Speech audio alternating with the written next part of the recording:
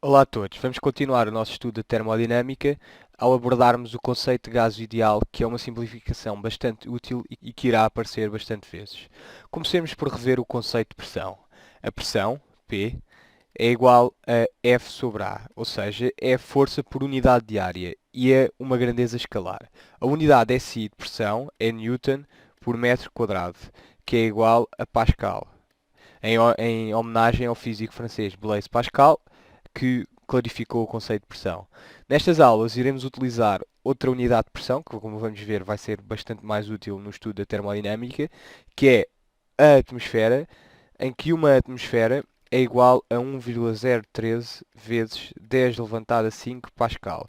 Uma atmosfera não é mais do que a pressão atmosférica ao nível médio da água do mar.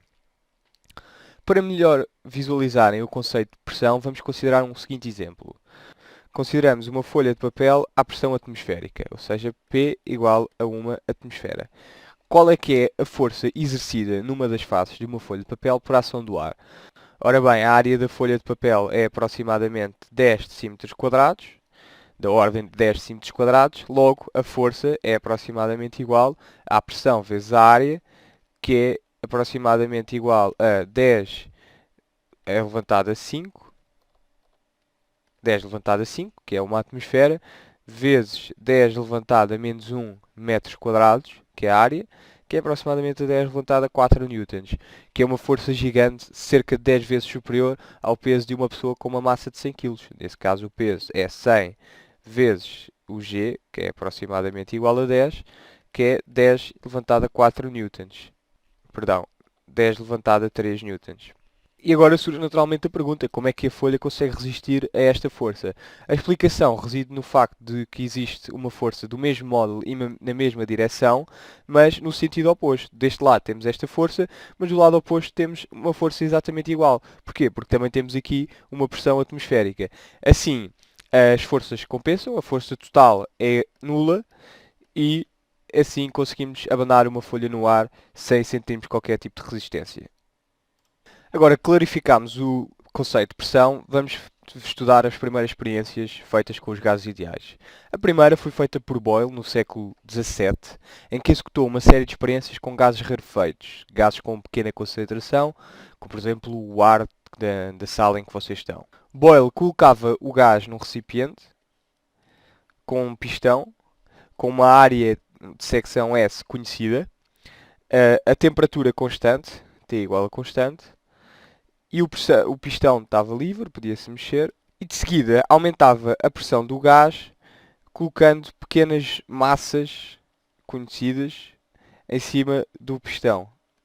Ele conhecia as massas, portanto conseguia calcular a pressão a que o gás estava sujeito. Conseguia também calcular o volume do gás em cada posição. O volume não era mais do que a área da secção do, do pistão vezes a altura do pistão. Volume é S vezes H. E obteve o diagrama PV que aqui tenho desenhado. Do diagrama, verificamos que P é proporcional a 1 sobre V, ou seja, que PV é igual a constante, com uma constante por determinar.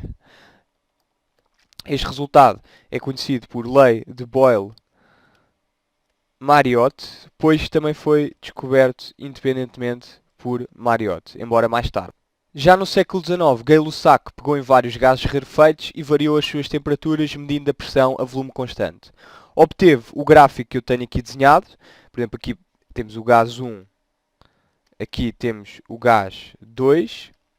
E apesar de ter obtido apenas pontos experimentais nesta região, verificou que as retas dos gases interceptavam-se aqui a temperatura igual a menos 273,15 graus. Corresponde à temperatura do zero absoluto. A relação obtida, P proporcional a T, chamamos de lei de Gay-Lussac, em homenagem ao cientista, e esta lei é válida para volume igual a constante. Juntando os resultados da lei de Boyle-Mariotte e da lei de Gay-Lussac, obtém-se a equação de estado dos gases ideais, que PV é igual a nRT. P é a pressão, V é o volume, T é a temperatura, N é o número de moles e R é a constante dos gases ideais. Isto é uma equação do tipo F de P, VT igual a zero. basta vermos que PV menos RT igual a zero. Podemos escrever a equação de estado nesta forma. E como apresentei no primeiro vídeo de termodinâmica, chamamos a isto equação de estado. Portanto, temos aqui a nossa equação de estado dos gases ideais. Nesta equação, T tem que estar em kelvins, de modo a termos pressão igual a zero, quando T igual a 0 kelvins, de acordo com aqui o gráfico obtido por Gay-Lussac. E R, a constante dos gases ideais, é 8.314 metros cúbicos Pascal por Kelvin, em unidades SI.